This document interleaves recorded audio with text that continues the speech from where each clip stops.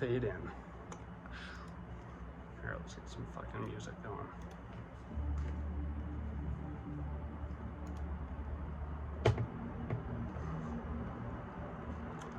Super. J. Edgar Hoover Building, Washington, D.C. Into the FBI headquarters. See, if you watch the X-Files, you can picture that perfectly, right? That B-roll footage of fucking the FBI headquarters and the text going on the bottom, like, he gives a show. A man exits an elevator and walks through the halls of the FBI headquarters. Obviously, can't go walkabout if you're just a stranger in the FBI headquarters. We never see his face, only glimpses of slick back blonde hair, in his clothes, a black suit, stiff white cuffs, white gloves, shiny black shoes, classic stage magician attire. Though he walks without pretense of stealth, his passage seems completely undetected. The FBI agents that mill about the halls and offices notice him as he goes by. Like, this guy, he's having this effect on their conscious awareness. So, like, you know, he's walking by them and they just sort of like, oh, sorry, what were you saying, kind of thing? You know, like, I can picture that fucking perfectly. For some of the agents, it says their attention is drawn elsewhere just as he comes into view. So, like, a noise maybe comes off, like, sounds off in the background, and they look away just as he walks by. So he has this, like, overarching influence on the agents that has them in this hypnotic stupor. And so those in his path appear to step out of his way without even knowing it. Into another elevator. Agent Fox Mulder and Agent Dana Scully enter the elevator on another floor. They are in the middle of a conversation. Judging by the look on Scully's face, she's wishing it was over already. Mulder: so seriously, you never saw Star Wars? Scully: no. Mulder: never. What did I just say, Mulder? How could you not see Star Wars? I was a little more into Grease at the time. Geez, Scully, it's only like the most popular movie ever. No, that's Titanic, which you never saw. Well, what can I say? I know how it ends. Into the FBI headquarters. The blonde man enters a door marked Criminal Division. So basically, yeah, Mulder and Scully are there on a separate elevator while this guy is going about in the Criminal Division, which you're definitely not allowed to go walk about in the Criminal Division of the FBI. I would imagine you'd probably get a bullet for doing so. Like, I went walkabout in the FBI headquarters and all I got was this stupid shirt and big hospital bill for paying for a new spleen from the fucking, 40 Smith & Wesson they put through me. So the blonde man enters the door marked Criminal Division. At one of the half dozen or so cubicles inside sits Agent Larry Johnson, studying a sheaf of black and white photographs. The man strides to Johnson's desk and reaches into his jacket. Blonde man in a dead voice: Larry Johnson. Looking up. Agent Johnson: yes. Johnson's face goes ashen.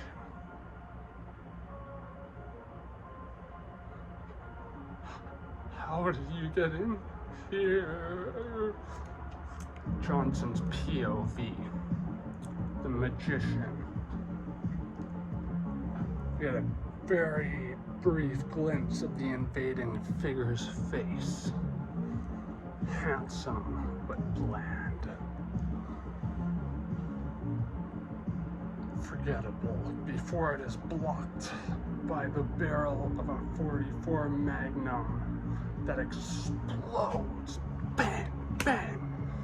And each time a little flag says bang comes out of it. The roar of gunfire breaks the spell. FBI agents turn towards the gunshots to see Agent Johnson slam backwards, thrown out of his chair, knocking down the walls of his cubicle. You know, like being shot with a .44 Magnum would do to you. The agent nearest to Johnson leaps at the assassin, tackling him around the waist. The two men hit the ground with an alarming clatter. The agent rises on his elbows. What the hell? What previously was a man dressed in stage magician's clothes is now a deflated suit with broken plaster mannequin pieces inside. The head has become detached from the body and is still spinning a few feet away. The FBI headquarters a few minutes later. Elevator opens, Mulder and Scully step off the elevator into chaos. FBI agents and EMS personnel are swarming around the fallen Larry Johnson. Mulder to the nearest agents. What's going on? Another agent. Sorry. You don't want to know. Another agent. It was Johnson.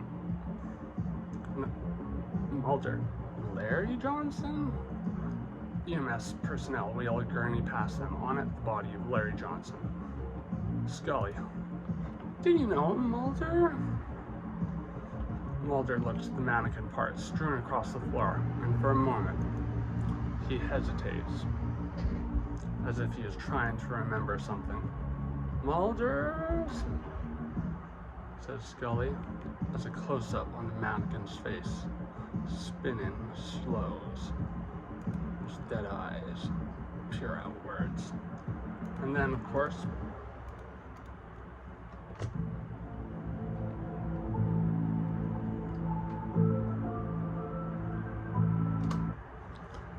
I mean, is that a hell yeah or a hell yeah? Here, I'm gonna make this short because I want to read the whole script. But I just want to tell you what my personal interpretation of all that is. And also, just so you know, Larry Johnson, he didn't die from 2 .44 rounds to the chest like that scene seemed to show. No. He died from a double coronary. So a major heart attack. But it flung him backwards like he got shot. And yes, getting shot isn't like the movies. Like if you get shot with a 9mm, you're not gonna go fly backwards. But if you get shot point blank with a .44 Magnum, yeah, you probably will. That'll probably be a little bit of a punch. Yeah, so I think there's a couple things going on. For one, magicians make appearances a lot in Ligati's stories. Drink to Me Only with Labyrinthine Eyes is a great example of this.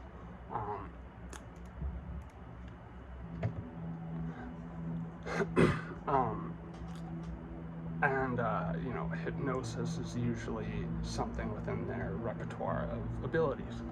And it seems to me like these magicians, who, you know, every good magician will admit they're really just an illusionist.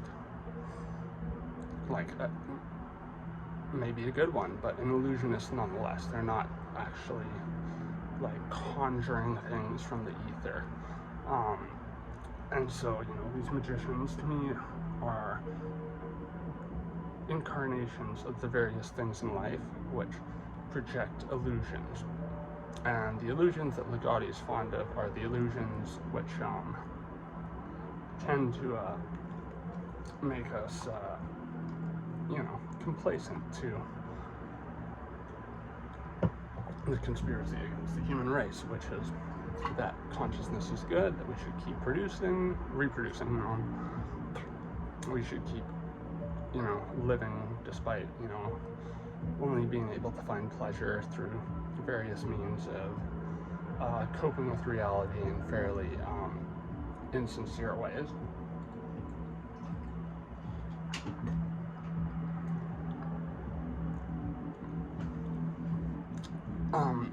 And the way Johnson dies, as well as the mannequin clatters to the ground and just becomes dead weight, literally dead weight.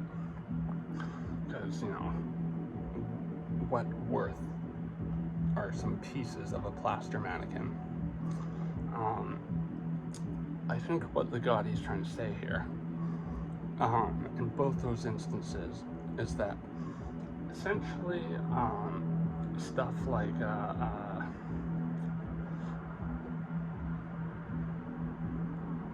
the way in which we regard people who have died compared to who they were when they were alive is one of those like weird contradictions in worth, because we're worth so much more when we're alive and we're conscious, but when we're dead, we're literally dead weight.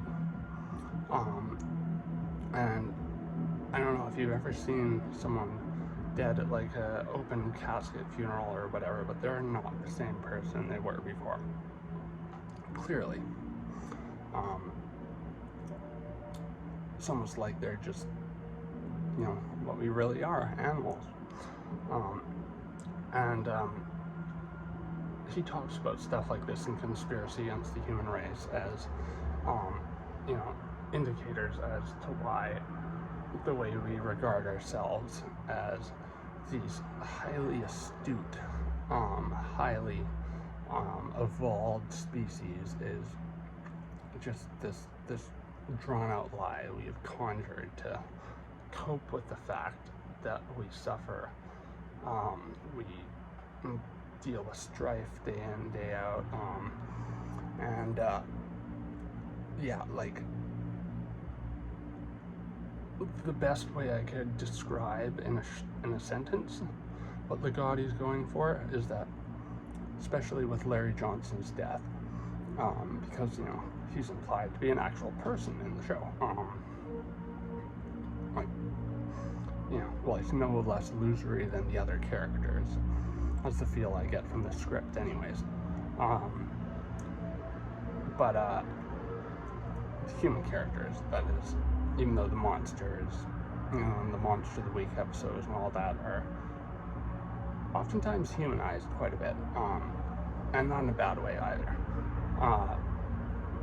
because, you know, there is room to make some social commentary in those episodes. Now, Johnson dies of this double coronary after this bizarre situation, this bizarre scenario that led to his like violent death, and now his life has been completely invalidated. All his work has been invalidated. You can't ask him questions about the case he's working on when he's dead and on the autopsy table, you know. Like, so yeah, as I was saying, back to that sentence that describes what Ligotti's getting at here. Life is a cruel joke that is invalidated by death, because it makes everything we did leading up to that point sort of worthless. You know, that point can be argued, but you have to be a pretty like influential character for your legacy to live on far after you do. And you know, Larry Johnson may have, especially if he was an FBI agent, he was probably, you know, the breadwinner in his household. You know, that's a supposition I'm willing to go with, because from what I can tell, FBI agents, like, to be an FBI agent is one of those jobs where you have to completely commit yourself over to what you're doing. You have to live that career. So, you know, just by virtue of that circumstance, he probably sees very little of his kids, very little of his wife, and so his wife needs to probably take care of the kids. Now that means of caring for them financially and physically, personally, is robbed. That's being pulled out from not just his life, but the lives of people around him. And this is another point that Ligotti gets into in this really interesting post I read by him. I think it was called Revelations or something like that. And it was about him having this he had something like a gallstone that built up in his intestine, and he fell over and he was like fucking just from all the pain, and he went through days of agony where they just thought he had overdosed on the multiple medications he's prescribed for his depression, his chronic pain, and all that, when really he was in insane amounts of pain and couldn't talk. And they did this operation on him, pulled it out. It was very painful. He had a near-death experience, and that near-death experience validated a lot of his views as a pessimist, that there really isn't much beyond this life. Whether that's true or not, I don't know. I know at the time I almost died and remembered it. It was just blackness. It's like being in a black wind tunnel. And so, we put a lot of emphasis on how death should do the opposite of what I described. Life isn't a cruel joke. It's a precious thing that death only emphasizes that much more, because it makes every moment we have on this planet so much more special, doesn't it? Doesn't it? That's what we like to believe anyways, right? In any case, that's pretty much my takeaway from the intro. If you think it's gonna get any lamer from here, au contraire, Sinclair, it gets fucking, every sequence is as good as that sequence. So I'm gonna end this one short, make this part 1, and fucking get into reading some more of this for you. So let's get going.